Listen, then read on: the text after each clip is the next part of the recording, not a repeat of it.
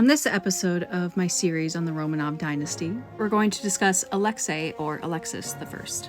Like his father, Michael, before him, Alexei took the throne at the age of 16. And when his father was on his deathbed, he entrusted the care of his son to his tutor, Boris Moronov. And Alexei's succession would actually mark the first relatively peaceful succession in Russia that they had seen in decades. Prior to his coronation, Alexei went on pilgrimage to Zagorsk, then was officially crowned in the autumn of 1645. Once crowned, he made his advisor, Morozov, his chief minister. Morozov even arranged for a bride show for Alexei, and conveniently Morozov rallied for two girls in particular that happened to be daughters of one of his allies. And Alexei married the older sister, Marie Miloslavskaya, and Morozov married the younger sister, Anna Miloslavskaya, which I can't imagine she was too happy about because there was decades of age difference between them, but I digress. Alexei was more educated than most of the court princes at the time. He was raised learning about classic languages and Polish, and he was taught about Western technology as well, which he ended up seeking out in order to strengthen Russian armies and to improve royal residences. He was also a very religious man. Every day he woke at 4 o'clock in the morning to pray in his private chapel.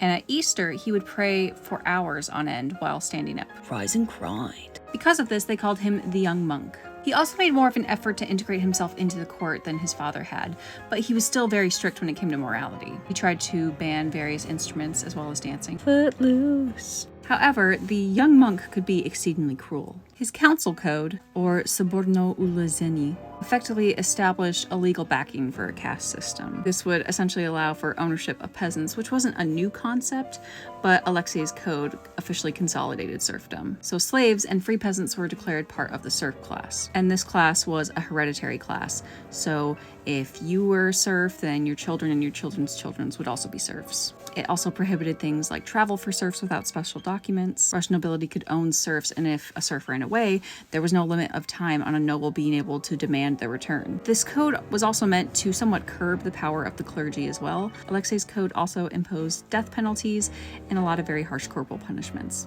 Yet, despite his harsh punishments, there were a variety of riots that took place during his reign, including riots over an imposed salt tax and a copper riot. Alexei also supported a monk named Nikon, as patriarch of the Russian Orthodox Church, and he was determined to return Russia to a more proper form of worship, including the measure of using 3 fingers to make the sign of the cross as opposed to 2. Failure to adhere to this new rule would result in punishment, particularly imprisonment, usually followed by torturing and starving to death in a cell. He also forbade those originating from other countries from wearing Russian clothing, and he had them stay in established quarters. Meanwhile, in Ukraine, the Ukrainian Orthodox leader had expelled thousands of Catholic and Jewish populations, which resulted in the massacre of tens of thousands of people.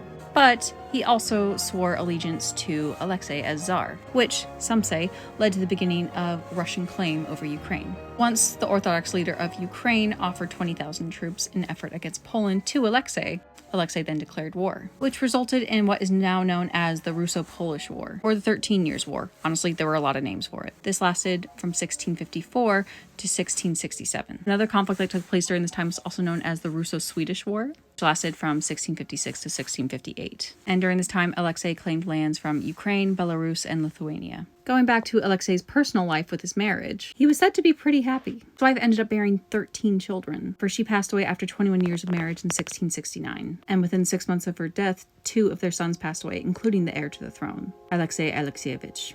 Alexei then married his second wife, Natalia Naryshkina, in 1671. She bore Alexei a son named Peter. Don't forget about him, because he's going to be pretty important later on. Alexei, however, at the age of 47, fell ill with a great deal of swelling. He took to his bed and was attended to by court doctors. It was said that the Tsar was suffering from kidney and cardiac failure. He passed away on the 29th of January in 1676, leaving the throne to a boy so sickly that he had to be carried to his father's deathbed via stretcher. Tune in next time when we talk about Fyodor III, the scurvy-ridden intellect on whom Russia's stability desperately depended.